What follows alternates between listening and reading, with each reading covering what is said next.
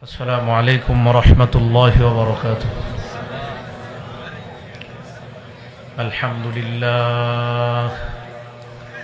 الحمد لله كفى وسلام على عباده الذين اصطفى. أما بعد فأعوذ بالله من الشيطان الرجيم. بسم الله الرحمن الرحيم. أذن للذين يقاتلون بأنهم ظلموا وإن الله على نصرهم لقدير.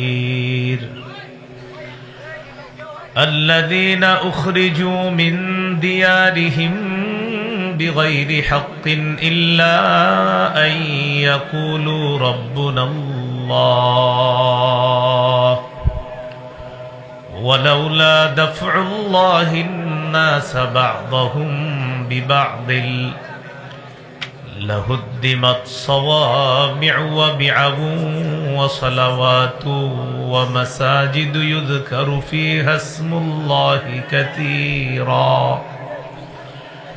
ولينصرن الله من ينصره إن الله لقوي عزيز. الذين إن مكناهم في الأرض أقاموا الصلاة وآتوا الزكاة وأمروا بالمعروف ونهوا عن المنكر ولله عاقبة الأمور. اللهم صل على محمد وعلى آل محمد كما صليت على إبراهيم وعلى آل إبراهيم إنك حميد مجيد.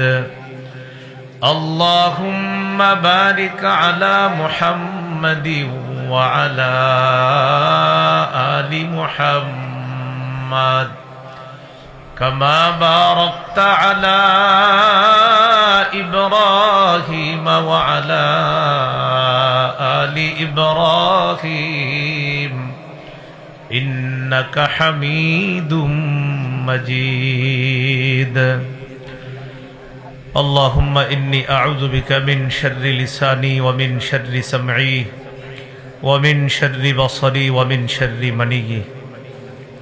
পূর্ব আতাদি আল মক্কা ইসলামী ঐক্য পরিষদের উদ্যোগে কবরবাসীদের রুহের মাগফিরাত কামনায় ১৬তম বার্ষিক ওয়াজ দোয়ার মাহফিলের প্রধান বক্তা আন্তর্জাতিক খ্যাতিসম্পন্ন মুফাসসিরে কোরআন হাফেজ মাওলানা মুফতি আমির হামজা কুষ্টিয়া এতক্ষণ গুরুত্বপূর্ণ আলোচনা পেশ করেছেন।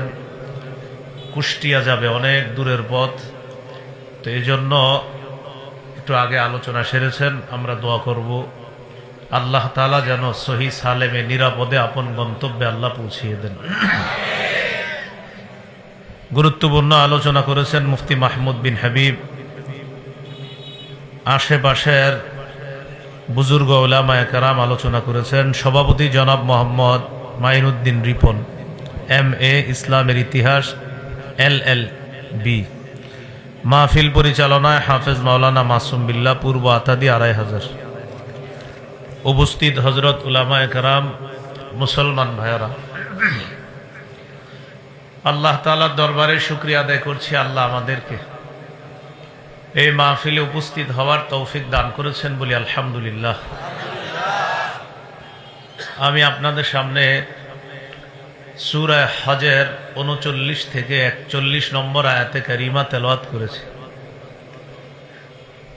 ৩৯ নম্বর আয়াতে আল্লাহ তাআলা বলেন, উযিনা লিল্লাযীনা ইউকাতালুনা বিআন্নাহুম যুলিমু। উযিনা অনুমতি দেওয়া হলো, লিল্লাযীনা তাদেরকে, ইউকাতালুনা যাদের সাথে যুদ্ধ করা হচ্ছে তাদেরকে অনুমতি দেওয়া হলো, জিহাদের অনুমতি। প্রতিরক্ষা করোনার্থে জিহাদের অনুমতি দেওয়া হলো তাদেরকে যারা 13 বছর মাজলুম হয়েছে, নির্যাতিত হয়েছে। বিআন্নাহুম জুলিমু, এই কারণে যে তাদের উপর জুলুম করা হয়েছে, তারা মাজলুম। মক্কায় 13 বছর মুসলমানরা নির্যাতনের শিকার হয়েছে। এই 13 বছর অস্ত্র দ্বারা প্রতিহত করার অনুমতি আল্লাহর পক্ষ থেকে ছিল না, শুধু সবরের মাধ্যমে প্রতিহত করা। 13 বছর বেঈমানরা আক্রমণ করবে, সাহাবায়ে কেরাম শুধু ধৈর্য ধারণ করবে। তাহলে আক্রমণ মোকাবেলা করার যে পদ্ধতি ছিল সেটা হলো সবর। 13 বছর হিজরত করে মদিনায় গেলেন।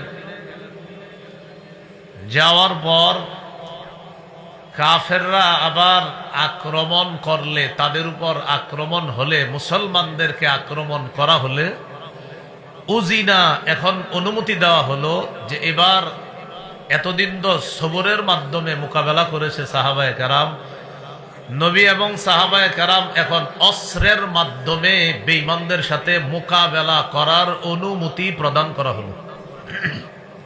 উদিনা। আল্লাহ বলেন ওয়া ইন্নাল্লাহা আলা নাসরিহিম লাকাদির, নিশ্চয় আল্লাহ তাদেরকে সাহায্য করতে সক্ষম। এখানে সাহায্য যারা উদ্দেশ্য হলো মুসলমানদেরকে সংখ্যায় কম হওয়া সত্ত্বেও তাদেরকে বেশি সংখ্যকের মোকাবেলায় বিজয়ী করতে আল্লাহ সক্ষম। এখন তারা মাজলুম হয়েছে কিভাবে? সূরা হজের 40 নম্বর আয়াতে আল্লাহ বলেন আল্লাযীনা উখরিজু মিন দিয়ারিহিম বিগাইরি হক, যাদেরকে বের করে দেওয়া হয়েছে তাদের ঘর থেকে অন্যায়ভাবে। ইল্লা আইয়াকুলু রাব্বুনাল্লাহ, শুধু এই কথা বলার কারণে যে আমাদের রব হলেন আল্লাহ, এটাই অপরাধ সাব্যস্ত করে তাদেরকে তাদের ঘর থেকে বের করে দেওয়া হয়েছে। তাহলে বের করে দেওয়ার পর যখন তারা মদিনায় গেল, এখন আল্লাহ জিহাদের অনুমতি দিলেন, মুসলমানরা বেঈমানদেরকে পরাজিত করলেন। এখন আমাদের মাথায় আসতে পারে, এই যে মুসলমানরা অস্ত্রের মাধ্যমে কাফেরদের সাথে মোকাবেলা করলো, এটা কেমন হলো?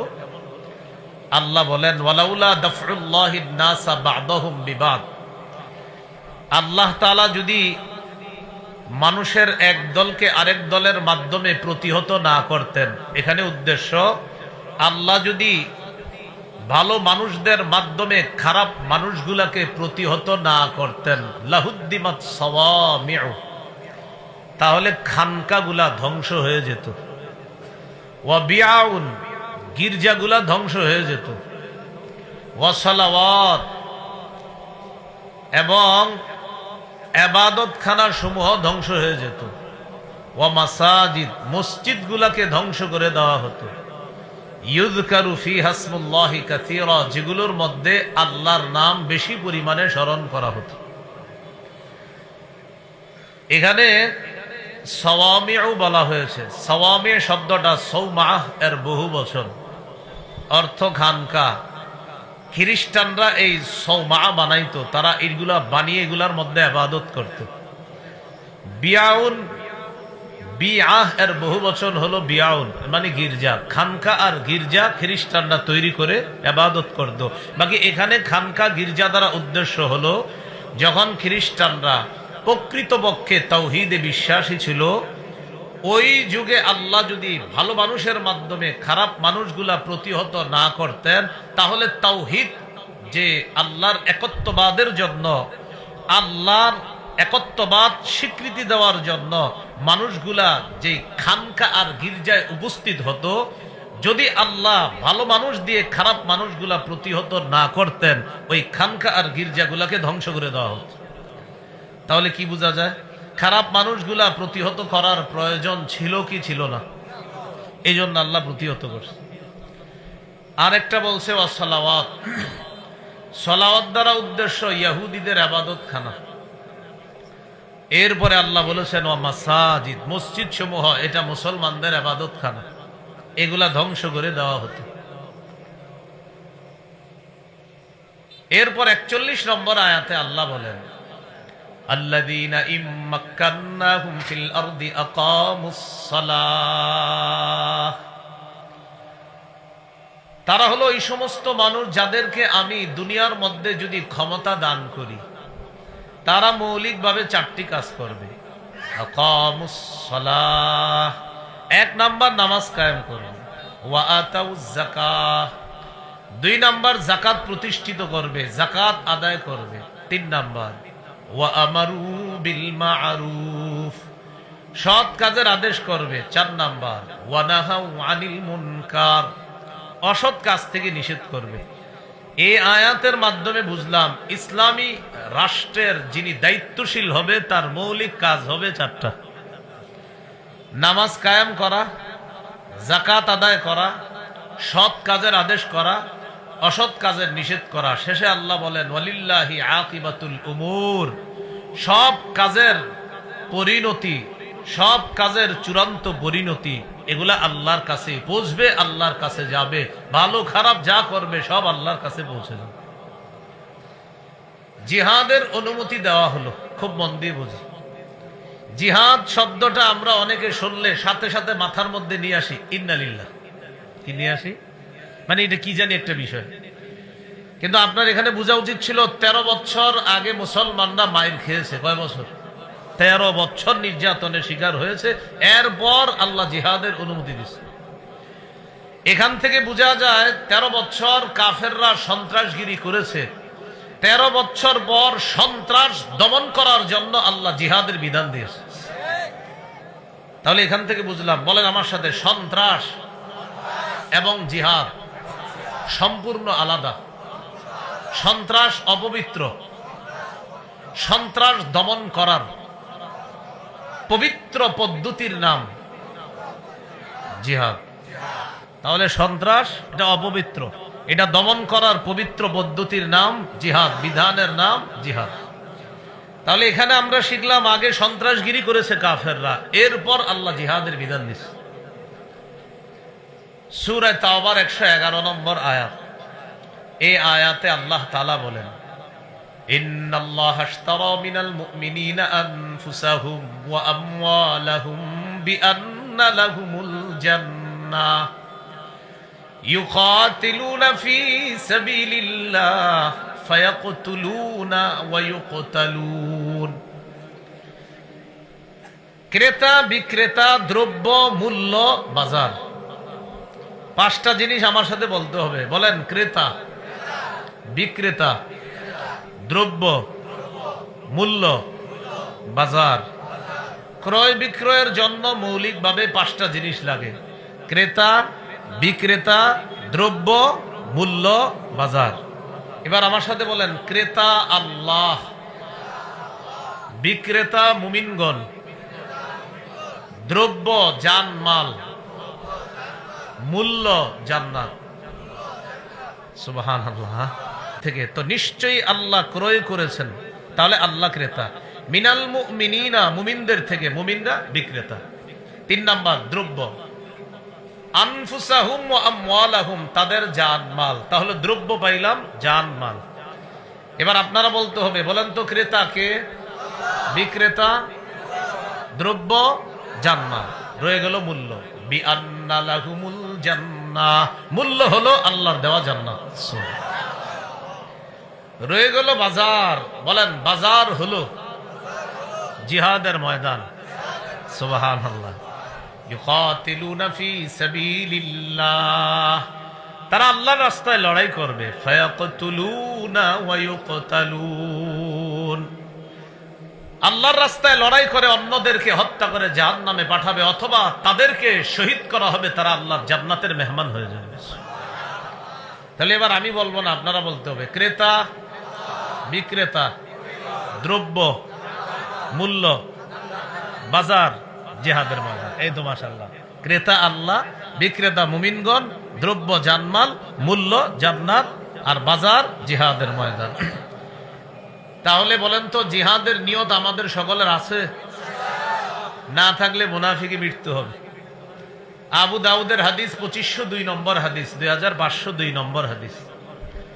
قال رسول الله صلى الله عليه وسلم من مات ولم يغزو ওয়ালাম ইউহাদ্দিস নাফসাহু বিল গাজবি মাতা আলা শু'বাতিন মিন নিফাক।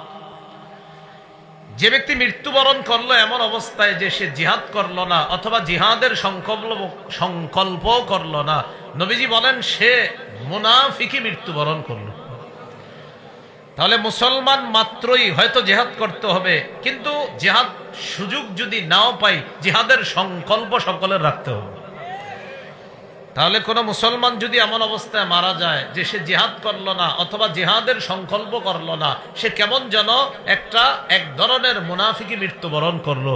আল্লাহ আমাদের সকলকে জিহাদের নিয়ত যেন আমরা সব সময় রাখতে পারি, আল্লাহ তৌফিক দান করেন। আবু দাউদের 2503 নম্বর হাদিস, রাসূলুল্লাহ সাল্লাল্লাহু আলাইহি সাল্লাম বলেন, মান লাম ইয়াগজু, যে ব্যক্তি জিহাদ করলো না, ওয়ায়ুজাহিজ গাজিয়া, অথবা কোন মুজাহিদকে জিহাদের সরঞ্জাম প্রস্তুত করে দিল না। এক নাম্বার, যে ব্যক্তি জিহাদ করলো না অথবা কোন মুজাহিদকে জিহাদের সরঞ্জাম প্রস্তুত করে দিল না। আও ইয়াখলুফ গাজিয়ান ফি আহলিহি বিখাইরিন, অথবা মুজাহিদের অনুপস্থিতিতে তাদের পরিবারের খোঁজ খবর নেয় নাই। এক নাম্বার, যে ব্যক্তি জিহাদ করে নাই অথবা কোন মুজাহিদকে জিহাদের সরঞ্জাম প্রস্তুত করে দেয় নাই, অথবা মুজাহিদ জিহাদের ময়দানে থাকা অবস্থায় তার পরিবারের খোঁজ খবর নেয় নাই, নবীজি বলেন ইল্লা আসাবাহুমুল্লাহু বিকারিআতিন ক্বাবলা ইয়াউমিল কিয়ামা, আল্লাহ না করেন কিয়ামতের আগে এই ব্যক্তিকে আল্লাহ আযাব দ্বারা পাকড়াও করবে। বলি নাউযুবিল্লাহ। হয়তো জিহাদ করতে হবে, না হয় মুজাহিদকে প্রস্তুত করে দিতে হবে, না হয় মুজাহিদের পরিবারের খোঁজ খবর রাখতে হবে। বর্তমানে ফিলিস্তিনের মুসলমান যারা, আমাদের তাদের জন্য করণীয় কর্তব্য, এক নাম্বার হয় তাদের পক্ষ হয়ে জিহাদে সরাসরি অংশগ্রহণ করতে হবে, যেহেতু এটা আমরা প্রাচীরের বাধার কারণে পারছি না। দুই নাম্বার, আমাদের তাদের কাছে অর্থ দিয়ে সহযোগিতা পাঠাতে হবে তাদের জন্য। তিন নাম্বার, ইআদাদ, জিহাদের প্রস্তুতি রাখতে হবে। এটা কিন্তু আমাদের জন্য সুযোগ আছে, জিহাদের প্রস্তুতি রাখা। একটা হলো তাদের পক্ষে জিহাদ করা, আপনি পারলেন না প্রাচীরের বাধা, বিভিন্ন বাধার কারণে। দুই নাম্বার, ইআদাদ, প্রস্তুতি নিতে হবে যে আল্লাহ কখনো তৌফিক দিলে, রাষ্ট্র ব্যবস্থা করে দিলে আমি সশরীরে ফিলিস্তিন গিয়ে জিহাদ করব। তিন নাম্বার, এটা আপনি পারতেছেন না, তাদের জন্য আপনি নুসরত পাঠানো, সাহায্য পাঠানো, অর্থ পাঠানো, যেটা আমাদের দেশের মুসলমানরা পাঠাই দিচ্ছে। চার নাম্বার, তাদের বিরুদ্ধে যারা কাজ করে, যারা তাদের বিরুদ্ধে লড়াই করে, বোমা মারে, অস্ত্র দিয়ে তাদেরকে আঘাত করে, এই অস্ত্র বোমা যেই সমস্ত অর্থের মাধ্যমে তারা সংগ্রহ করে, ওই অর্থ যেই পণ্যগুলা বিক্রয় করে তারা সংগ্রহ করে, এই পণ্যগুলা মুসলমানরা বয়কট করে। এই চারটা কাজ ফিলিস্তিনের পক্ষে আপনার করতে হবে। হয়তো জিহাদ করা পারছেন না, প্রস্তুতি নেওয়া পারছেন না, সহযোগিতা পাঠানো এটাও আপনি পারতেছেন না টাকার অভাবে, অন্তত তাদের বিরুদ্ধে যেই সমস্ত পণ্যের মাধ্যমে অর্থ সংগ্রহ করা হয় এই পণ্যগুলা আমরা বয়কট করা। মনে থাকবেন ইনশাল্লাহ এই চারটা কাজ। তাহলে চলে আসি আগের কথায়। বলেন তো 13 বছর কাফেররা যেটা করেছে এটার নাম কি? সন্ত্রাস। আল্লাহ অনুমতি দিয়েছে জিহাদের, এটা হলো পবিত্র বিধান জিহাদ। এরপরে রাসূল সাল্লাল্লাহু আলাইহি সাল্লাম মদিনায় গেলেন, ইসলামী রাষ্ট্র কায়েম করলেন। ইসলামী রাষ্ট্র কায়েম করার পর আল্লাহ বলেন সেখানে যাদেরকে আমি ক্ষমতায় বসাই তাদের কাজ হবে মৌলিকভাবে চারটা। এখন একটা কথা মনে রাখা, আমরা যদিও বিভিন্ন পদ্ধতিতে শান্তি তালাশ করি, কিন্তু আপনি বিশ্বাস করেন, লিখে রাখেন সাদা কাগজে, খেলাফত ব্যবস্থা ছাড়া মুসলমানদের চূড়ান্ত শান্তি আসবে না, আসতে পারে না। এই জন্য মুসলমান খেলাফত ব্যবস্থার দিকে এগিয়ে যেতে হবে। এখন খেলাফত প্রতিষ্ঠিত হবে কিভাবে বলেন? খেলাফত প্রতিষ্ঠিত হওয়ার শর্ত দুইটা। বলেন তো, খেলাফত প্রতিষ্ঠিত হওয়ার শর্ত কয়টা? বলেন ঈমান, নেক আমল। বলেন ঈমান, নেক আমল। ঈমান এবং নেক আমলের, বলেন, যাদের মধ্যে পরিপূর্ণ পাওয়া যাবে তাদের জন্য আল্লাহ 3টি ওয়াদা করেছেন। এক নাম্বার, খলিফা বানাবেন। 2 নাম্বার, দিন প্রতিষ্ঠিত করে দিবেন। 3 নাম্বার, ভয়ের পর নিরাপত্তা দান করবেন। এই 3টা ওয়াদা। সূরা নূরের 55 নম্বর আয়াতে আল্লাহ বলেন, ওয়াদাল্লাহুল্লাযীনা আমানু মিনকুম ওয়া আমিলুস সালিহাত লা ইস্তাখলিফান্নাহুম ফিল আরদি কামা ইস্তাখলাফাল্লাযীনা মিন ক্বাবলিহিম ওয়া লা ইউমাক্কিনান্না লাহুম দীনাহুমুল্লাযী ইরতাদা লাহুম ওয়া লা ইউবাদদিলান্নাহুম মিন বা'দি খাউফিহিম আমনা। আল্লাহ বলেন, তোমাদের মধ্যে যারা ঈমান এনেছে এবং নেক কাজ করেছে তাদেরকে আল্লাহ ওয়াদা করেছেন, এক নাম্বার, লা ইস্তাখলিফান্নাহুম ফিল আরদ কামা ইস্তাখলাফাল্লাযীনা মিন ক্বাবলিহিম, তাদের পূর্ববর্তীদেরকে যেমন আল্লাহ জমিনে খলিফা বানিয়েছেন তাদেরকেও আল্লাহ খলিফা বানাবেন। দুই নাম্বার, ওয়া লা ইউমাক্কিনান্না লাহুম দীনাহুমুল্লাযী ইরতাদা লাহুম, আল্লাহ তাদের জন্য তাদের দিনকে প্রতিষ্ঠিত করে দিবেন, যেই দিন আল্লাহ মুমিনদের জন্য পছন্দ করেছে। সুবহানাল্লাহ। আল্লাহর পছন্দনীয় দিনের নাম কি? ইসলাম। বলেন, আল্লাহর পছন্দনীয় দিনের নাম কি? ইসলাম। এই জন্য মনে রাখতে হবে, ইদানিং কালে একটা স্লোগান শোনা যায়, ধর্ম যার যার, রাষ্ট্র সবার। এটা স্লোগান আছে না? না, সঠিক স্লোগান না। ধর্ম যার যার, রাষ্ট্র সবার সঠিক স্লোগান না। সঠিক ধর্ম আল্লাহর, রাষ্ট্র আল্লাহর। রাষ্ট্রগান আল্লাহ, বলেন রাষ্ট্রগান। ধর্ম আগে ছিল অন্যটা, ধর্ম যার যার, ওটা ছিল উৎসব সবার। তো এটা বুঝতে পারছে যে না, এটা হুজুরদের সামনে টিকা যাবে না এই স্লোগানে। পরে স্লোগান পাল্টাইলো, ধর্ম যার যার, রাষ্ট্র সবার। না, এই স্লোগানও সঠিক না। মনোনীত ধর্ম আল্লাহর, রাষ্ট্র আল্লাহ, এটা মাথায় রাখতে হবে। তো দুই নাম্বার, ওয়ালা ইউমাক্কিনান্না লাহুম দীনাহুমুল্লাযী ইরতাদা লাহুম, অবশ্যই আল্লাহ তাদের জন্য তাদের সেই দিনকে প্রতিষ্ঠিত করে দিবেন, যে দিন আল্লাহ তাদের জন্য মনোনীত করেছেন। তো আল্লাহর মনোনীত দিনের নাম কি? মোহতারাম মুফতি আমির হামজা সাহেব নারী বিষয়ক সংস্কার কমিশন নিয়ে কথা বলতেছিলেন। ওখানে উনি কয়েকটা পয়েন্ট বলেছে, সময়ের অভাবে সবগুলা বলতে পারে নাই। একটা পয়েন্ট আছে এমন, সেখানে তাদের দাবি হলো সংবিধানের শুরুতে নির্দিষ্ট কোনো ধর্মকে অনুসরণ করা এটা দরকার নাই, এটা প্রয়োজন নাই। মানে সরাসরি বলে না ইসলামের কথা, বলতেছে নির্দিষ্ট কোন ধর্মের অনুসরণ করা কি দরকার, মানে বিসমিল্লাহ বাদ দেন। এটার দ্বারা সূরা আলী ইমরানের 19 এবং 85 নম্বর আয়াতকে অস্বীকার করা। সূরা আলী ইমরানের 19 নম্বর আয়াতে আছে, ইন্নাদ দীনা ইনদাল্লাহিল ইসলাম, আল্লাহর কাছে একমাত্র দিন হলো ইসলাম। সুবহানাল্লাহ।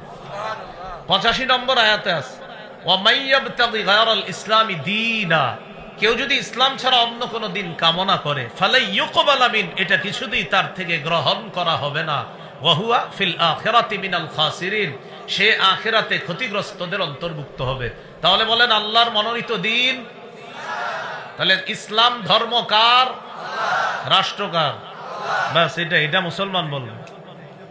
তাহলে দুই নম্বর, তাদের মনোনীত দিনকে আল্লাহ প্রতিষ্ঠিত করে দিবেন, যেটা আল্লাহ মুমিনদের জন্য নির্বাচন করেছেন। তিন নাম্বার, ওয়ালা ইউবাদদিলান্নাহুম মিন বা'দি খাউফিহিম আমনা, তারা যে ভয়ের মধ্যে আছে, এই ভয়ের পরিবর্তে আল্লাহ তাদের জন্য নিরাপত্তা সাব্যস্ত করবেন।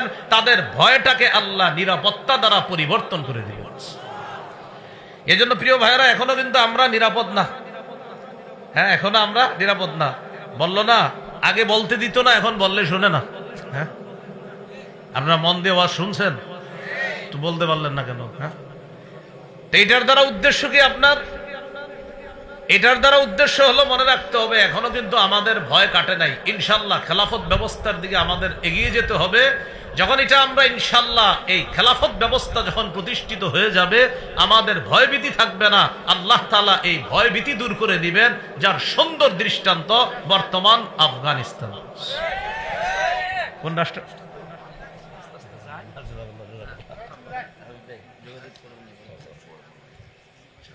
তো ঈমান এবং নেক আমল, এটা হলো খেলাফত প্রতিষ্ঠিত হওয়ার পূর্ব শর্ত। তো মনে রাখতে হবে, ঈমান এবং নেক আমল। এবার আমার সাথে বলেন, খেলাফত প্রতিষ্ঠিত হওয়ার পদ্ধতি দুইটা। বলেন,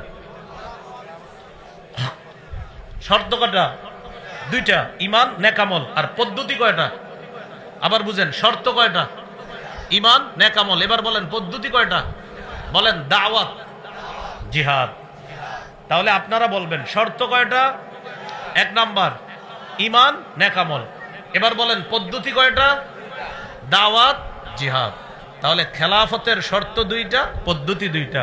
শর্ত দুইটা হলো ঈমান, নেক আমল, পদ্ধতি দুইটা হলো দাওয়াত এবং জিহাদ। আল্লাহ আমাদের সকলকে জিহাদের ব্যাপারে যেন সঠিক মানসিকতা আমরা লালন করতে পারি, আল্লাহ তৌফিক দান করেন। এখন আমি আপনাদের কাছে জানতে চাই, আমাদের এই দেশে ইসলামী হুকুমত কায়েম হোক, এটা চাই কারা কারা? ইনশাআল্লাহ সবাই চাই তো ইনশাআল্লাহ?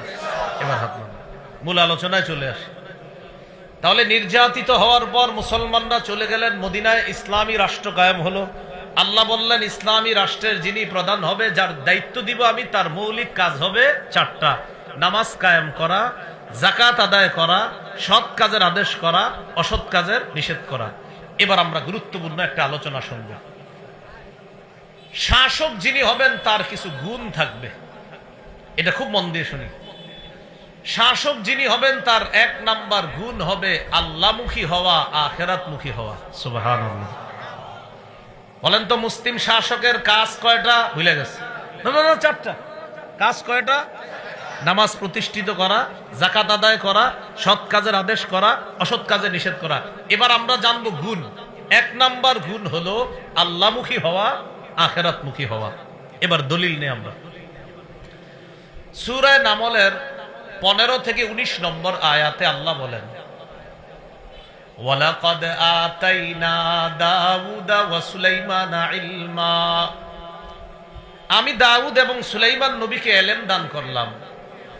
ওয়া ক্বালা আলহামদুলিল্লাহিল্লাযী ফাদ্দালানা আলা কাসীরিম মিন ইবাদিহিল মুমিনিন। তারা দুইজন বললেন সমস্ত প্রশংসা আল্লাহর, যিনি আমাদেরকে তার অধিকাংশ মুমিন বান্দাদের উপর শ্রেষ্ঠত্ব দান করেছেন। দাউদ নবী আর সুলাইমান নবী বললেন, ওয়া ওয়ারিসা সুলাইমানু দাউদা। সুলাইমান নবী দাউদ নবীর উত্তরাধিকার হলেন। মনে রাখতে হবে, নবীরা কোনো সম্পদের উত্তরাধিকার হন না। সুলাইমান নবী তার বাবার উত্তরাধিকার হয়েছেন নবুয়তের, রাজত্বের, এলেমের। নবীরা উত্তরাধিকার হয় নবুয়তের, রাজত্বের, এলেমের। তো সুলাইমান নবী উত্তরাধিকার হয়েছেন রাজত্বের, এলেমের, নবুয়তের উত্তরাধিকার হয়েছেন। বাবাকেও আল্লাহ নবী বানিয়েছেন। দাউদ নবী 40 বছর ফিলিস্তিন শাসন করছে। 74% ফিলিস্তিনের অঞ্চল সাম্রাজ্য তিনি কায়েম করেছেন দাউদ নবী। দাউদ নবীর পর সুলাইমান নবী শাসক হলেন, তিনিও 40 বছর। বাবা এবং সন্তান দুজনে মিলে ফিলিস্তিন শাসন করলেন 80 বছর। কয় বছর? এই জন্য একটা তথ্য মনে রাখবেন। বলেন, বনি ইসরাইলরা সর্বমোট ফিলিস্তিনে শাসন করেছে 418 বছর। এর মধ্যে ইমানি শাসন 80 বছর, বাকি বলেন বাকি 338 বছর শিরিকের শাসন, কুফরের শাসন। বনি ইসরায়েলের সর্বমোট শাসন ছিল ফিলিস্তিনে 418 বছর। এর মধ্যে 80 বছর ইমানি শাসন। এখন 418 থেকে 80 বাদ দেন, থাকে আর কত?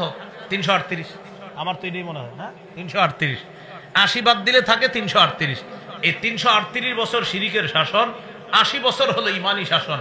মজার ব্যাপার, এই 80 বছর ইমানি শাসনের 40 বছর দাউদ নবী, 40 বছর সুলাইমান নবী। সুবহানাল্লাহ। তো সুলাইমান নবী দাউদ নবীর উত্তরাধিকার হলেন।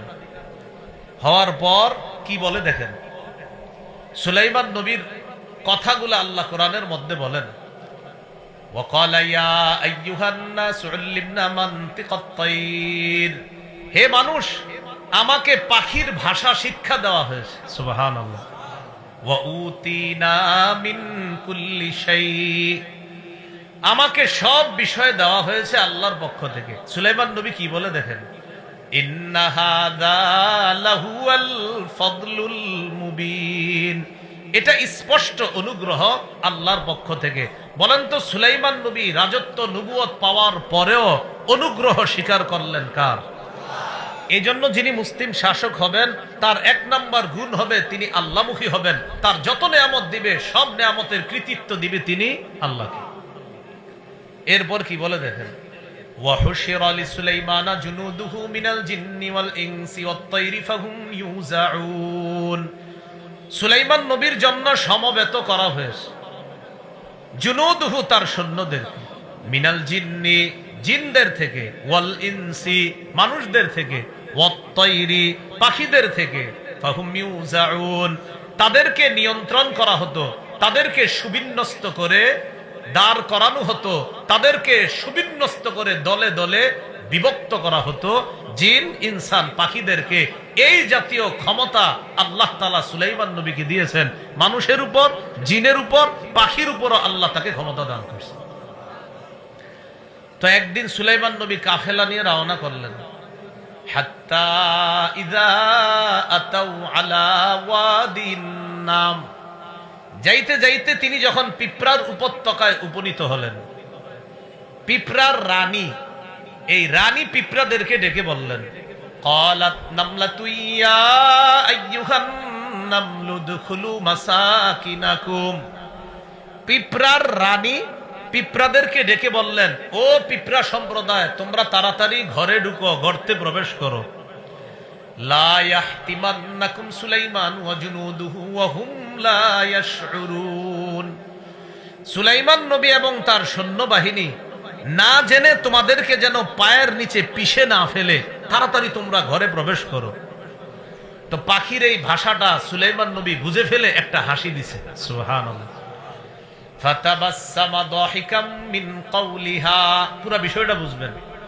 সুলাইমান নবী পিঁপড়ার ভাষা বুঝে একটা স্মিত হাসি দিলেন।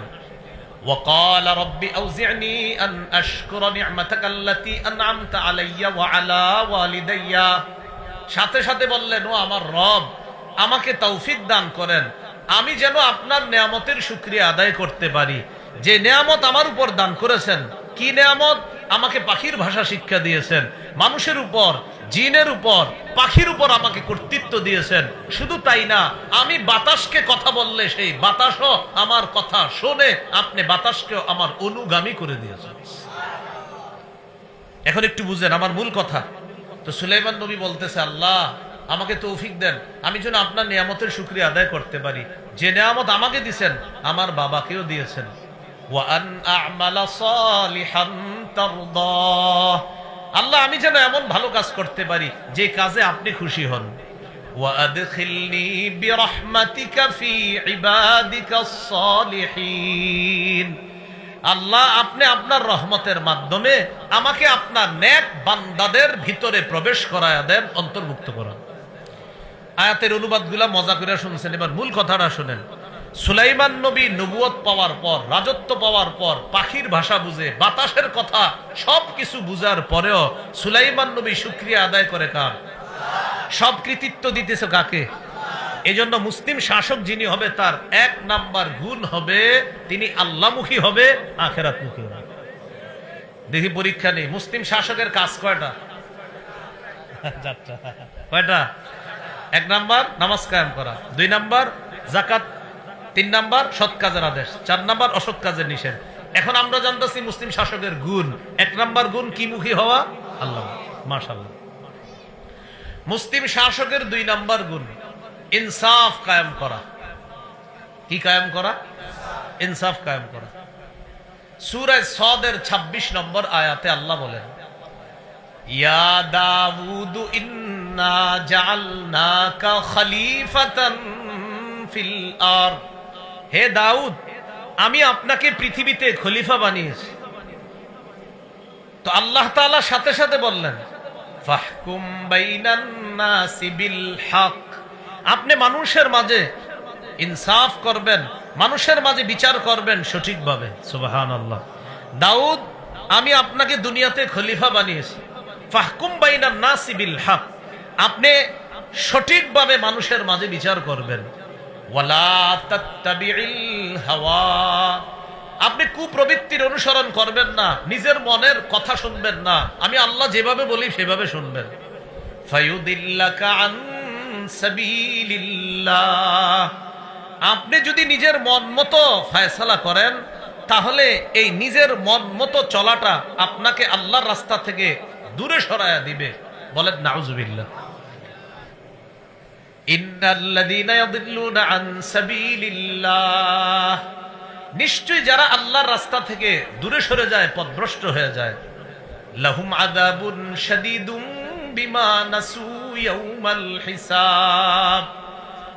হিসাবের দিন ভুলে যাওয়ার কারণে তাদের জন্য রয়েছে কঠিন শাস্তি। তাহলে কি বোঝা গেল? যারা মুসলিম শাসক হয় তারা অন্যায় কাজ তখন করে যদি হিসাবের দিনটা তারা ভুলে যায়, অপকর্ম তখন করে যদি হিসাবের দিন ভুলে যায়। কোরআনের বিরুদ্ধে, হাদিসের বিরুদ্ধে, ইসলামের বিরুদ্ধে কোনো মুসলিম শাসক তখন কথা বলে যদি তার আখেরাতের কথা স্মরণ না থাকে। কিসের বিরুদ্ধে বললাম? কোরআন। বলেন কিসের বিরুদ্ধে? কোরআনের বিরুদ্ধে, ইসলামের বিরুদ্ধে মুসলিম শাসক তখন বলে যখন তার আখেরাতে যেটা হিসাব আছে এটা যখন ভুলে যায়, তখন যা মন চায় তা করে, বরং মন মতো কারো এজেন্ডা বাস্তবায়নের পিছনে লেগে যায়। এটা কিন্তু আপনারা মনে রাখবেন। এই জন্য আমি আগে বলছি, এখনো আমরা সেভ না। বৃষ্টি থেকে বাঁচার জন্য এখন ঝর্ণার নিচে আছি আমরা, এখনো পানি মুক্ত হতে পারিনি। বৃষ্টি থেকে বেঁচে ঝর্ণার নিচে আছি। কিসের নিচে? মানে কি? পানি লাগ, বৃষ্টির নিচেও পানি, ঝর্ণার নিচেও কি? এই কথা গবেষণা করবেন। এটা কি বুঝাইলাম? আল্লাহ আমাদেরকে বুঝার তৌফিক দান করেন। মুসলিম শাসকের 2 নাম্বার গুণ হবে সঠিকভাবে ফয়সালা করা, ইনসাফ করা। মুসলিম শাসকের 3 নাম্বার গুণ, সেটা হলো মুসলিম শাসক অন্যায়ের পথ পরিহার করে চলবে সদা সর্বদা। কিসের পথ বলেন তো? অন্যায়ের পথ। সূরা আরাফের 142 নম্বর আয়াতে আল্লাহ বলেন, ওয়াওয়া'আদনা মূসা 30 লাইলা ওয়া আতমামনাহা বি'আশরিন ফাতাম্মা মিকাতু রাব্বিহি 40 লাইলা وقال موسى لأخيه هارون اخلفني في قومي وأصلح ولا تتبع سبيل المفسدين। আল্লাহ বলেন, ওয়াওয়া'আদনা মূসা 30 লাইলা, আমি মূসা নবীকে 30 রাতের ওয়াদা করলাম যে তিনি আমার কাছে আসবে, পাহাড়ের উপর তিনি 30 রাত ইতিকাফ করবে। কয় রাতের ওয়াদা করলাম? 30 রাত। 30 রাতের পর আমি কি করলাম? ওয়া আতমামনাহা বি'আশরিন, আমি আল্লাহ আরো 10 দিয়ে সেটাকে পুরা করলাম। তাহলে 30 আর 10 কত হয়? 40। ফাতাম্মা মিকাতু 40 লাইলা মিকাতু রাব্বিহি 40 লাইলা, 30 আর 10 রবের নির্দিষ্ট ওয়াদাটা হয়ে গেল মোট 40 রাতে। তাহলে রবের নির্ধারণ করা সময়টা হয়ে গেল কয় রাত? 40 রাত। প্রথমে আল্লাহ নির্বাচন করেছেন কয় রাত? 30। এরপরে আরো 10, 40। তো মূসা নবী যাবে। এখন জাতির দায়িত্ব কারে দিবে? ভাই হারুনকে বললেন, ওয়াকালা মূসা লিআখিহি হারুন আখলুফনি ফি কওমি, মূসা নবী তার ভাই হারুনকে বললেন, ও ভাই হারুন, উখলুফনি ফি কওমি, তুমি আমার জাতির মাঝে আমার অনুপস্থিতিতে আমার প্রতিনিধিত্ব করবা।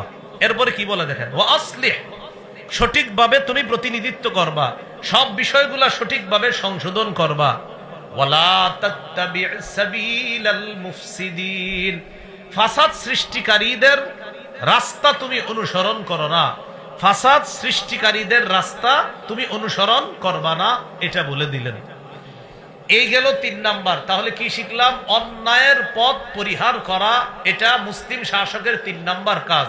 মূসা নবী হারুন নবীকে যখন প্রতিনিধি বানিয়ে যাচ্ছেন বলে দিলেন, সাবধান, সঠিকভাবে কাজ করবা, অন্যায়ের পথ পরিহার করে চলবা। তাহলে মুসলিম শাসকের 3 নাম্বার গুণ অন্যায়ের পথ পরিহার করা। 4 নাম্বারটা মন দিয়ে শুনেন, খুব মন দেন। 4 নাম্বার মুসলিম শাসকের 4 নাম্বার গুণ, সেটা হলো সূরা কাহফের 83 নম্বর আয়াত থেকে 91 নম্বর আয়াত পর্যন্ত আল্লাহ লম্বা একটা আলোচনা করেছে। আপনারা একটু মন দিয়ে শুনলে বলতে পারি।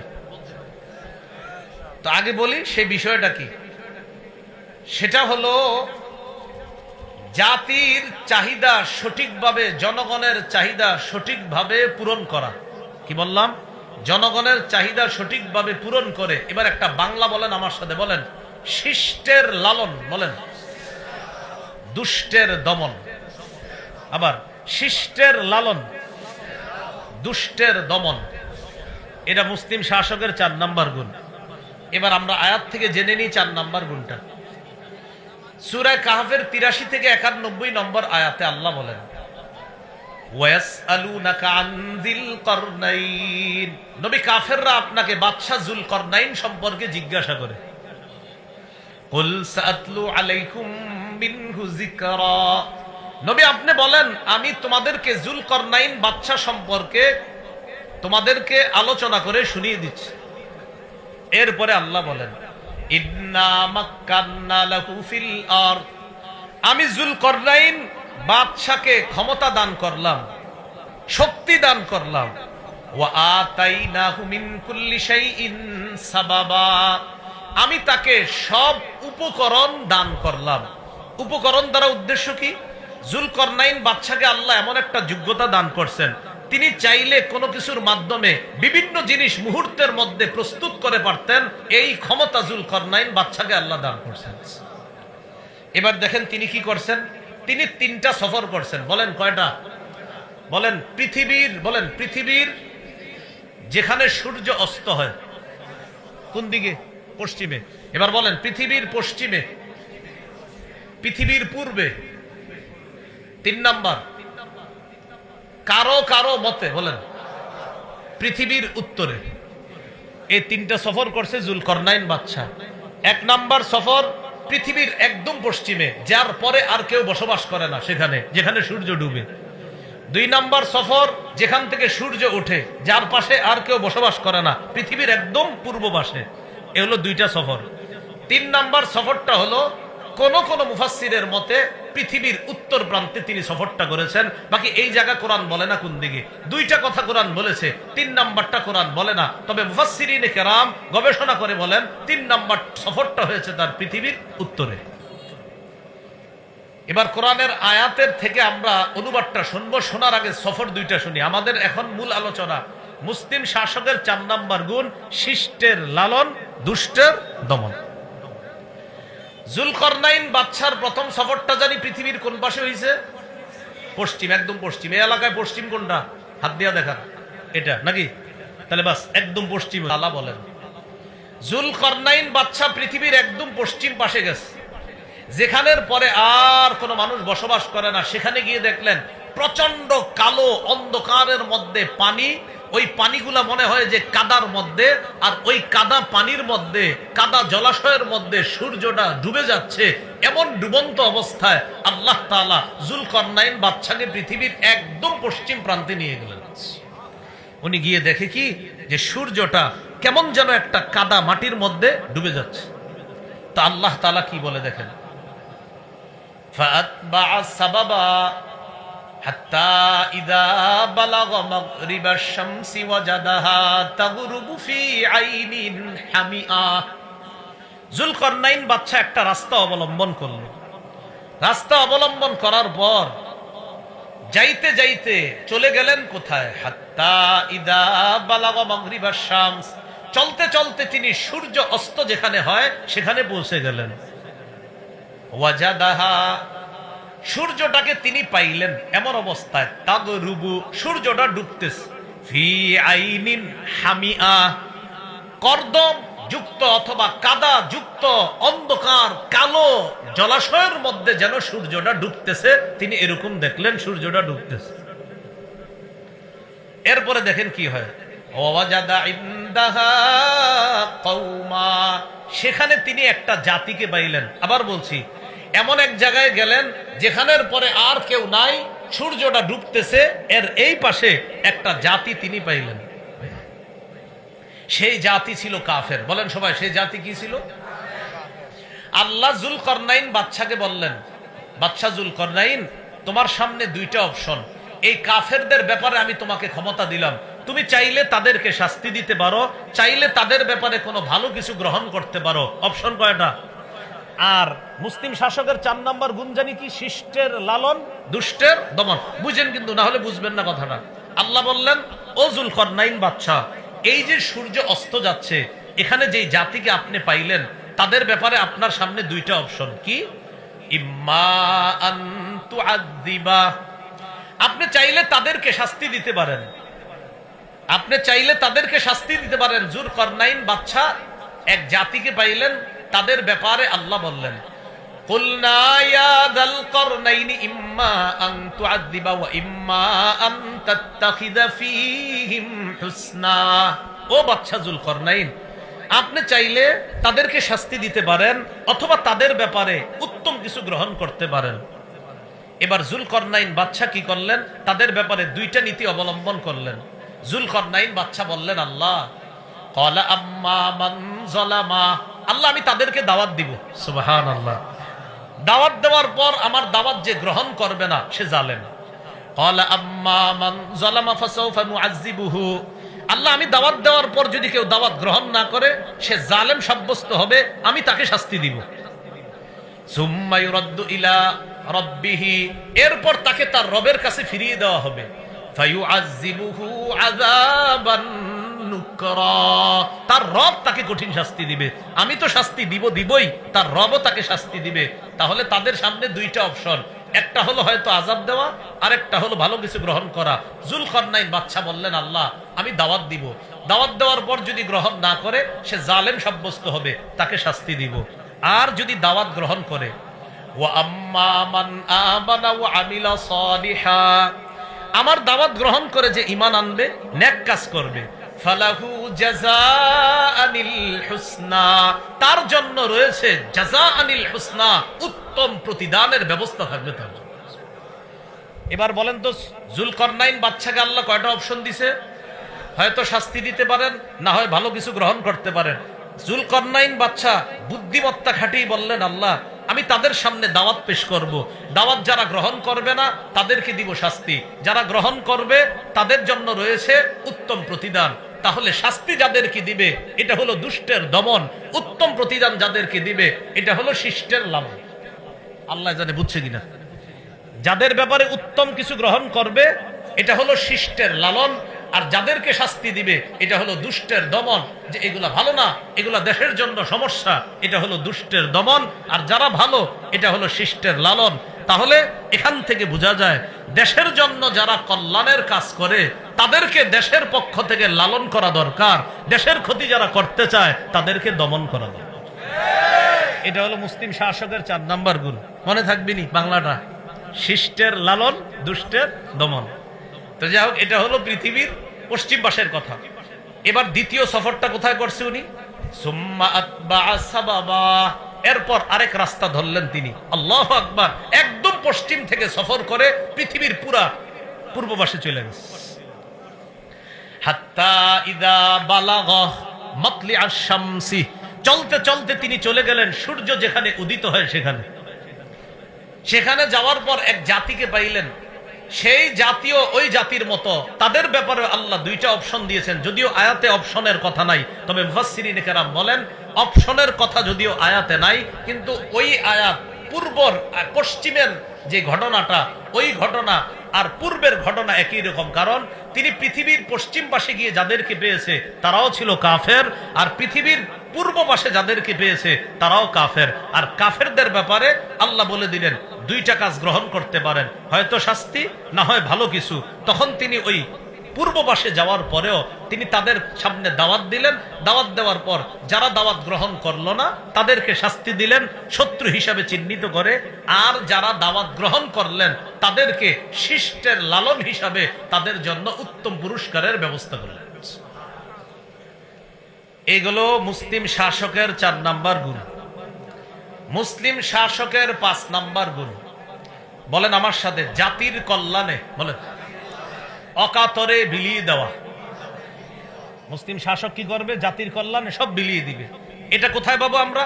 এটা পাবো ওনার 3 নাম্বার সফরে। কার? ওই যুলকরনাইন বাদশার 3 নাম্বার সফর। যেটা এই 3 নাম্বার সফরের কথা অনেকে আপনারা ঘরে কোরআন পড়েন, এটা পাবেন কোথায়? এটা পাবেন সূরা কাহাফের 92 থেকে 97 নম্বর আয়াত। এই আয়াতে আল্লাহ বলেন সুম্মা আতবাআ সাবাবা, যুলকরনাইন বাদশা আরেকটা রাস্তা ধরলেন। হাত্তা ইযা বালাগা বাইনাস সাদদাইনি, তিনি যাইতে যাইতে 2 পাহাড়ের মাঝে গিয়ে বসলেন। বলেন তো আল্লাহ বলে নাই এটা কোন এলাকায়, তবে মুফাসসিরিনে কেরাম বলেছিলেন এটা পৃথিবীর কোন পাশে? উত্তর পাশে। তো যুলকরনাইন বাদশা 2 পাহাড়ের মাঝে গিয়ে যখন বসলেন, বসার পর সেখানে এক জাতিকে পাইলেন। সেই জাতি কেমন জানেন? লা ইয়াকাদুনা ইয়াফকাহুনা কাওলা। ওই জাতি তারা মানুষ, কিন্তু তারা যুলকারনাইন বাদশার কথা বুঝে না। এখন যুলকারনাইন বাদশার কথা যেহেতু বুঝে না, যুলকারনাইন বাদশাকে তারা কিছু বলতে চায় কিন্তু বুঝাইতে পারে না, প্রকাশ করতে পারে না, কারণ যুলকারনাইন বাদশা যা বলে ওরা বুঝতেছে না। তখন যুলকারনাইন বাদশা কি করলেন? ইশারার মাধ্যমে তাদের সাথে কথা বললেন। যুলকারনাইন বাদশা তাদের সমস্যাগুলো শুনলেন কিসের মাধ্যমে? ইশারা। কোন কোন মুফাসসিরিন কেরাম বলেন না, দুভাষীর মাধ্যমে তাদের কথা শুনলেন। তখন তারা বললেন, ও বাদশা যুলকারনাইন, ইন্না ইয়াজুজা ওয়া মাজুজা মুফসিদুনা ফিল আরদ। পাহাড়ের ওই পাশে দুইটা জাতি আছে, এক জাতির নাম ইয়াজুজ আর একটার নাম মাজুজ, যারা আমরা ইয়াজুজ মাজুজ বলি। মুফসিদুনা ফিল আরদ, তারা দুনিয়াতে ফাসাদ সৃষ্টি করে। তারা মাঝে মাঝে এই পাহাড়ের এপাশে আইসা আমাদের উপর লুটতরাজ চালায়, আমাদের উপর লুটতরাজ চালিয়ে ডাকাতি করে আমাদের সম্পদগুলা ছিনিয়ে নেয়। এই অভিযোগ দিল কারা? ওই যে আপনার দুই পাহাড়ের মাঝে যাওয়ার পর যেই দলটারে পাইছে তারা অভিযোগ দিল, ও বাদশা যুলকারনাইন, পাহাড়ের ওই পাশ থেকে ইয়াজুজ মাজুজ নামে দুইটা জাতি আমাদেরকে খুব জ্বালায়। তখন তারা একটা প্রস্তাব দিল, ফাহাল নাজআলু লাকা খারজান আলা আন তাজআলা বাইনানা ওয়া বাইনাহুম সাদ্দা। বাদশা যুলকারনাইন, আমরা আপনাকে কর দিব, কর দেওয়ার বিনিময়ে আপনি কি আমাদের মাঝে আর ওই ইয়াজুজ মাজুজের মাঝে একটা প্রতিবন্ধক বানাই দিতে পারবেন? এটা কাকে বলল? যুলকারনাইন বাদশা। বাদশা যুলকারনাইন বললেন, আমার টাকা পয়সা লাগবে না, সুবহানাল্লাহ, আমাকে কর দিতে হবে না, আমি তোমাদেরকে অকাতরে বিলিয়ে দিব ইনশাআল্লাহ, আল্লাহ আমাকে যথেষ্ট দিয়েছেন। তখন যুলকারনাইন বাদশা কি বললেন? ক্বালা মা মাক্কান্নী ফীহি রাব্বী খায়রুন। আল্লাহ আমাকে যে ক্ষমতা দান করেছেন এটা অনেক উত্তম, এটা অনেক কল্যাণ। ফাআইনুনি বিকুওয়া, তোমরা আমার একটু সহযোগিতা করবা, আমাকে সাহায্য করো শক্তি দিয়ে। শক্তি মানে হাত দিয়ে পা দিয়ে সাহায্য করবা। কিভাবে? আতুনি জুবারাল হাদিদ, লোহার পাত আনো তোমরা। কি আনো? লোহার পাত। বলেন লোহার কি? পাত। এই লোহার পাত আনার পর বুঝতে হবে কিন্তু, তাকান, দুই পাহাড়, এই যে দুই পাহাড়, মনে করেন দুই পাহাড়ের মাঝে ফাঁকা, লোহার পাতগুলা আইনা দুই পাহাড়ের মাঝখানে রাখতে লাগলো। লোহার পাত আইনা দুই পাহাড়ের মাঝে রাখলো। এখন প্রশ্ন, লোহার পাত আনবে, এত টাকা পয়সা কে দিবে? খরচ কে দিবে? যুলকারনাইন বাদশা বললেন, সমস্যা নাই, লোহা যত লাগবে এটার যেই ব্যয়ভার বহন করা লাগে সব আমি করবো। এই লোহা ফালাইতে ফালাইতে ফালাইতে ফালাইতে, আচ্ছা এটার দিকে তাকান, এক পাহাড় এক পাহাড়, দুই পাহাড়ের মাঝখানে ফালাইতে ফালাইতে এবার দুই পাহাড়ের চূড়া পর্যন্ত, একদম উঁচা পর্যন্ত এইভাবে মিডল বরাবর শুধু লোহা আর লোহা, পাহাড়ের মাঝখানে যেন ইয়াজুজ মাজুজ আসতে না পারে। এবার শোনেন তো, লোহাই না ফালাইলো, মাঝে মাঝে তো একটু ফাঁকা টাকাও থাকতে পারে লোহা যেহেতু, কারণ এটা তো শুধু ফালাইছে, এখন ইয়াজুজ মাজুজ তো আইসা এটারে ধইরা সরায় ফেলতে পারে। তখন যুলকারনাইন বাদশা কি বললেন? যুলকারনাইন বাদশা কি করলেন দেখেন, হাত্তা ইদা সাওয়া বাইনাস সাদাফাইন, যখন তিনি দুই পাহাড়ের চূড়া দুইটাকে মিডল করলেন, দুই পাহাড়ের চূড়া দুইটার মাঝখানে যখন এইভাবে মিডল করলেন লোহার পাতগুলা ফালাইতে ফালাইতে, তখন তিনি বললেন, কি বললেন? ক্বালানফুখু, এই তোমরা আগুনের মধ্যে হাওয়া দাও, তোমরা আগুনের মধ্যে হাওয়া দাও, প্রচুর হাওয়া দাও, লোহায় আগুন ধরাও আর এখানে হাওয়া দাও। কি দাও? হাওয়া। তখন লোহার মধ্যে হাওয়া দেওয়া হলো, প্রচুর আগুন দেওয়া হলো, হাওয়া দেওয়া হলো। হাত্তা ইদা জাআলাহু নারা, যখন হাওয়ার মাধ্যমে তামা তৈরি হলো, আপনার আগুনকে যখন কয়লায় পরিণত করা হলো, তখন যুলকারনাইন বাদশা বললেন, কয়লা হয়েছে না, এবার এক কাজ করো তোমরা, আতুনি, তামা নিয়ে আসো, উফরিগ আলাইহি কিতরা, আমি তামাগুলা এবার এই লোহার উপর ঢেলে দিব। তখন তিনি ওই গলিত তামা লোহার উপর ঢেলে দিলেন। লোহার উপর ঢালার পর ওই নিচ থেকে পাহাড়ের চূড়া পর্যন্ত লোহাগুলা তামার মাধ্যমে একটা আরেকটার সাথে মিলে মিশে সমস্ত ছিদ্র বন্ধ হয়ে গেছে।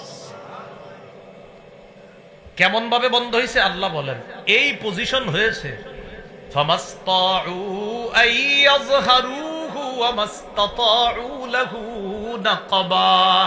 ইয়াজুজ মাজুজ ওই পাহাড়ের মাঝে যেই দেয়াল দেওয়া হয়েছে লোহার, আর ওই যে তামা দিয়ে যেটা তৈরি করা হয়েছে প্রাচীর, এই প্রাচীরের উপরে তারা উঠতে পারে না। ওয়ামাসতাতাউ লাহু নাকাবা, তারা কোনো ফাঁক ফোকরও পায় না এই পাশে আসার জন্য। এখন আসেন যে বিষয়টা জানলাম, জাতির এই সমস্যা সমাধানে শাসক এগিয়ে আসলেন, অকাতরে বিলিয়ে দিলেন। তাদের কাছ থেকে কোনো পারিশ্রমিক চেয়েছে? বলেন সবাই। অথচ আপনি এমনও রাষ্ট্র পাবেন যে রাষ্ট্রে আপনি একটা চাকরির জন্য 20 লাখ, 25 লাখ, 30, 45, 50, 1 কোটিও দিতে হয়। এটা তো হলো না। তাহলে মুসলিম শাসকের 5 নম্বর বৈশিষ্ট্য, অকাতরে তিনি বিলিয়ে দিবে, জাতির সমস্যার সমাধান করবে। 6 নম্বর বৈশিষ্ট্য মুসলিম শাসকের, সেটা হলো তিনি জাতির জন্য কিছু করতে পেরে আল্লাহর শুকরিয়া আদায় করবে। সুবহানাল্লাহ। দলিল সূরা কাহাফের 98 নম্বর আয়াত। যুলকরনাইন বাদশাহ তাদের জন্য এত কিছু করার পর তিনি বললেন, হাদা রাহমাতুম মির রব্বি, এটা আমার রবের পক্ষ থেকে দয়া, অনুগ্রহ। তবে শোনো, এই যে প্রাচীর আমি তৈরি করলাম, আমার রব তৌফিক দিয়েছে তাই তৈরি করলাম। ফাইদা জাআ ওয়াদু রব্বি, আমার রবের ওয়াদা যখন আসবে, এই ওয়াদা মানে কিয়ামতের আগে ইয়াজুজ মাজুজ বের হবে, জাআলাহু দাক্কা, এই প্রাচীরকে আল্লাহ তখন ধ্বংস করে দিবে। তাহলে এই প্রাচীর আমি নির্মাণ করলাম, আল্লাহ আমাকে তৌফিক দিয়েছে। তবে এই প্রাচীর মানুষ যদিও এটাকে কিছু করতে না পারে, তবে এটাকে একজন চূর্ণ বিচূর্ণ করতে পারার ক্ষমতা রাখে, তিনি কে? তাহলে এখানেও একজন প্রশাসক, একজন জনপ্রতিনিধি, মুসলিম শাসকের 6 নম্বর বৈশিষ্ট্য, মানুষের জন্য কিছু করতে পেরে তিনি নিজের কোনো ক্রেডিট নিবে না, বলবে আমার আল্লাহ তৌফিক দিয়েছে তাই আমি করতে পারলাম, এটা তিনি বলবে। এ হলো 6 নম্বর। 7 নম্বর বৈশিষ্ট্য, বলেন আমার সাথে, রক্ষণাবেক্ষণ সম্পর্কে, বলেন মজুদ সম্পর্কে, অর্থনীতি সম্পর্কে যথেষ্ট সজাগ থাকা। কি থাকা বলেন তো? যথেষ্ট সজাগ থাকা। সূরা ইউসুফের 55 নম্বর আয়াত। ইউসুফ আলাইহিস সালাতু ওয়াস সালাম মিশরের আজিজকে বললেন, ইজআলনি আলা খাজাইনিল আরদ, আমাকে আপনি খাদ্য গুদামের দায়িত্ব দেন, আমাকে আপনি অর্থ সম্পদ রক্ষণাবেক্ষণের দায়িত্ব দেন। এই কথা বলার পর তিনি বললেন, ইন্নী হাফিজুন আলিম, আমি রক্ষণাবেক্ষণকারী, আলিমুন, এবং যথেষ্ট বুদ্ধি রাখি এই ব্যাপারে। এই আয়াত দ্বারা কি বোঝা যায়? বুখারীর এক হাদিসে আছে, নেতৃত্ব চাওয়া নিষেধ। নবীজি বলছে নেতৃত্ব চেয়ে নিবা না, আল্লাহ দিলে ভালো কথা। কিন্তু এই আয়াত দ্বারা বোঝা যায় কখনো কখনো কোন পদ চেয়ে নেওয়া জায়েজ আছে। যখন দেখবে যে সারা দুনিয়া অযোগ্য লোকে ভরপুর, তখন যোগ্য যারা আছে তারা যোগ্যতার আসনে বসে যাওয়া এটা উচিত। দলিল এই যে ইউসুফ নবী বলতেছে যে শোনেন, খাদ্য ভান্ডার, এই খাদ্য গুদামের দায়িত্ব অন্য কাউরে দিয়েন না, খেয়ানত হতে পারে, আমাকে দেন, খেয়ানত হবে না। ইন্নী হাফিজুন, আমি রক্ষণাবেক্ষণকারী, আলিমুন, যথেষ্ট জ্ঞান রাখি এই ব্যাপারে। এখান থেকে বোঝা যায় আশেপাশে যদি মনে হয় অন্য মানুষের দ্বারা দেশের ক্ষতি হবে, রাষ্ট্রের ক্ষতি হবে, সেক্ষেত্রে যোগ্য ব্যক্তি যে তিনি নিজে থেকে এগিয়ে আসা, দায়িত্ব নেওয়া কর্তব্য। যদি দেখা যায় যে ক্ষতি হবে, তাহলে তার থেকে এটা কর্তব্য। এই জন্য ওলামায়ে কেরাম যারা আছে আমাদের দেশে, মাশাআল্লাহ, বিজ্ঞ ওলামায়ে কেরাম আছে যারা এইসব বিষয়ে অন্তত আমানতদার, যে আলেম যদি কোনো খাদ্য গুদাম ইত্যাদির দায়িত্ব নেয়, অন্তত তার দ্বারা সামান্য পরিমাণ খেয়ানত হবে না। ইসলামী মাইন্ডের কেউ এই দায়িত্বে বসলে এটা আমরা আশা করতে পারি। এ গেল 7 নাম্বার মুসলিম শাসকের বৈশিষ্ট্য। 8 নাম্বার, বলেন আমার সাথে সবাই, ঘুষ গ্রহণ করবে না। মুসলিম শাসকের 8 নাম্বার বৈশিষ্ট্য, সবাই বলেন কি গ্রহণ করবে না? বলেন সূরা নামল 35-36 নম্বর আয়াত। রানী বিলকিসের নাম শুনছেননি? রানী বিলকিসের কাছে চিঠি পাঠাইছে সুলাইমান নবী, এই তুমি আসো আমার কাছে আত্মসমর্পণ করো, না হয় খবর আছে। রানী বিলকিস চিন্তা করে সিদ্ধান্ত স্থির করলো, আমি একটা পরীক্ষা চালাবো, সুলাইমান বাদশার কাছে আমি কিছু হাদিয়া পাঠাবো। হাদিয়া যদি সে গ্রহণ করে তাহলে বুঝবো উনি দুনিয়াদার, আর আমার তেমন কোনো টেনশন নাই, বুঝবো ঘুষ টুস দিয়ে আমি ভালো থাকতে পারবো। এটা রানী বিলকিসের চিন্তা। আর যদি গ্রহণ না করে তাহলে বুঝবো তিনি দুনিয়াদার বাদশা না, তখন আমি আত্মসমর্পণ করে তার আনুগত্য স্বীকার করে আল্লাহর উপরে আমি ঈমান আনব। 35 নম্বর আয়াতটা দেখেন সূরা নামলের, ইন্নী মুরসিলাতুন ইলাইহিম বিহাদিয়া। রানী বিলকিস বলতেছে আমি সুলাইমান নবীর কাছে, তাদের কাছে হাদিয়া পাঠাবো। ফানাজিরা, আমি দেখব, বিমা ইয়ারজিউল মুরসালুন, যাদেরকে পাঠাই তারা কি নিয়ে আসে এটা দেখব, দূতরা কি নিয়ে ফিরে আসে এটা দেখব। তো সুলাইমান নবীর কাছে হাদিয়া চলে গেছে। ফালাম্মা জাআ সুলাইমান, হাদিয়া নিয়ে যখন প্রতিনিধিরা সুলাইমান নবীর কাছে গেলেন, সুলাইমান নবী বললেন, আতুমিদ্দুনানি বিমাল, তোমরা কি আমাকে টাকা পয়সা দিয়ে, মাল সম্পদ দিয়ে সাহায্য করতে চাও? ফামা আতানি আল্লাহ খায়রুম মিম্মা আতাকুম, আল্লাহ আমাকে যা দিয়েছেন, তোমাদেরকে যা দিয়েছেন, এগুলা থেকে আল্লাহ আমাকে যা দিয়েছেন 1000 গুণ বেশি উত্তম। যাও এগুলা ফেরত নিয়ে যাও, এগুলা আমার দরকার নাই। দূতরা যখন এই উপঢৌকন ফেরত নিয়ে গেছে, ঘোষ খাওয়ানো যখন যায় নাই, রানী বিলকিস বুঝতে পারছে তিনি সত্যিকার অর্থে বাদশাহ, আল্লাহর নবী। রানী বিলকিস সুলাইমান নবীর কাছে আসার আগেই আল্লাহ যে এক, এই কথার স্বীকৃতি দিয়ে, ঘোষণা দিয়ে সুলাইমান নবীর কাছে এসে বলতেছে, ও বাদশাহ সুলাইমান, আপনার কাছে আসার আগেই আপনার রবের উপর আমি ঈমান এনেছি, আমি আত্মসমর্পণ করেছি। কি শিখলাম? 8 নাম্বার, ঘোষ গ্রহণ করা যাবে না। এটা মুসলিম শাসকের 8 নাম্বার বৈশিষ্ট্য। মুসলিম শাসকের 9 নাম্বার বৈশিষ্ট্য আমানতদার হওয়া। শেষ করে দিচ্ছি, 10 নাম্বার শেষ করে দিব। 9 নাম্বার আমানতদার হওয়া। সূরা নিসার 58 নম্বর আয়াতে আল্লাহ বলেন, ইন্নাল্লাহা ইয়া'মুরুকুম আন তুআদ্দুল আমানাতি ইলা আহলিহা, নিশ্চয় আল্লাহ তোমাদেরকে আদেশ করেন, আন তুআদ্দুল আমানাতি ইলা আহলিহা, তোমরা আমানত যথাযথ জায়গায় পৌঁছায় দিবা, এই আদেশ আল্লাহ করেন। ওয়া ইযা হাকামতুম বাইনান নাসি আন তাহকুমু বিল আদ, তোমরা যখন মানুষের মাঝে বিচার করবা, ইনসাফের সাথে বিচার করবা। ইন্নাল্লাহা নি'ম্মা ইয়া'iযুকুম বি, আল্লাহ যে ওয়াজ তোমাদেরকে করেছেন তা কতই না উত্তম ওয়াজ। সুবহানাল্লাহ। তাহলে 9 নাম্বার বৈশিষ্ট্য আমানতদার হওয়া। বলেন কি হওয়া? আমানতদার। 10 নাম্বার, এটা সবাই বলেন, বলেন আল্লাহর কোরআন অনুযায়ী, আল্লাহর বিধান অনুযায়ী মুসলিম শাসক বিচার করবে। কার বিধান অনুযায়ী? সূরা মাইদা 48 নম্বর আয়াত আল্লাহ তাআলা বলেন, ইন্না আনজালনা ইলাইকাল কিতাবা বিল হক, আমি আপনার কাছে কিতাব পাঠিয়েছি, নাজিল করেছি সত্য সহ, সঠিক কিতাব। মুসাদ্দিকাল লিমা বাইনা ইয়াদাইহি মিনাল কিতাব, এই কিতাব অন্যান্য কিতাবের সত্যায়নকারী। ওয়া মুহাইমিনান আলাইহি, অন্যান্য কিতাবের বিধানগুলো সংরক্ষণকারী। ফাহকুম বাইনাহুম বিমা আনজালাল্লাহ, সুতরাং আপনি ফয়সালা করেন, আপনি বিচার করেন, বিমা, ওই বিধান অনুযায়ী, আনজালাল্লাহ, যা আল্লাহ নাজিল করেছেন। সুবহানাল্লাহ। এবার সূরা মাইদার সর্বশেষ কথা বলে শেষ করে দেই। 49 নম্বর আয়াতে আল্লাহ বলেন, আফা হুকমাল জাহিলিয়াতি ইয়াবগুন ওয়া মান আহসানু মিনাল্লাহি হুকমান লিকাওমি ইউকিনুন, তারা কি জাহিলি হুকুম কায়েম করতে চায়?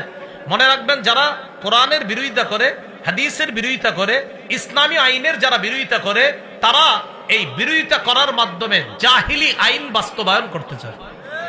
তা আল্লাহ বলেন, আফা হুকমাল জাহিলিয়াতি ইয়াবগুন, তারা কি জাহিলি আইন কানুন চায়, জাহিলি বিচার চায়? ওয়া মান আহসানু মিনাল্লাহি হুকমান লিকাওমি ইউকিনুন, যারা বিশ্বাসী তাদের জন্য আল্লাহর বিধানের চাইতে উত্তম বিধানদাতা আর কে আছে? সুবহানাল্লাহ। ওয়া মান আহসানু মিনাল্লাহ, আল্লাহর চেয়ে উত্তম বিধানদাতা আর কে আছে? হুকমা, উত্তম বিধানদাতা কে আছে? লিকাওমিন, ওই জাতির জন্য, ইউকিনুন, যারা বিশ্বাস করে। এখন বলেন আলহামদুলিল্লাহ বা ইনশাআল্লাহ আমরা আশাবাদী, আমরা বিশ্বাসী জাতি কিনা? এখন বিশ্বাসী জাতির কাছে শ্রেষ্ঠ বিধান কার বিধান? বিশ্বাসী জাতির কাছে শ্রেষ্ঠ বিধানদাতা কে? এখন আমরা কি জাহিলি বিধান চাই না আল্লাহর বিধান? মুসলিম শাসকের 10 নাম্বার বৈশিষ্ট্য, আল্লাহর বিধান অনুযায়ী ফয়সালা করবে, আল্লাহর বিধান ছাড়া অন্য কোনো বিধান কামনা করবে না। এই হলো মুসলিম শাসকের 10টা বৈশিষ্ট্য। মুসলিম শাসকের কয়টা কাজ? না কাজ 4টা। মাশাআল্লাহ, কাজ কয়টা আর বৈশিষ্ট্য কয়টা বললাম? এই পর্যন্তই থাক। আল্লাহ আমাদের সকলকে, আচ্ছা একটু পূর্বে রয়ে গেছে, খেলাফত কায়েমের শর্ত কয়টা? 2টা। ঈমান নেক আমল পদ্ধতি কয়টা? দাওয়াত জিহাদ। ভুলে গেছে, খেলাফত কায়েমের শর্ত 2টা, একটা হলো ঈমান নেক আমল, আর পদ্ধতি 2টা, দাওয়াত জিহাদ। খেলাফত কায়েম হোক, এটা আমরা সবাই চাই। আমাদের দেশে যেন আল্লাহ ইসলামী হুকুমত কায়েম করে দেয়, আমরা আল্লাহর কাছে দোয়া করব। আল্লাহ আমাদের সকলকে, যে কথাগুলো শুনলাম বললাম, বিশেষ করে মুসলিম শাসকের যে গুণাবলী, আল্লাহ আমাদের এই দেশে যেন ইসলামী একটা রাষ্ট্র ব্যবস্থা, এই দেশটাকে আল্লাহ বানায়া যেন আমাদের দেশে এমন শাসক আল্লাহ তৈরি করে দেয়।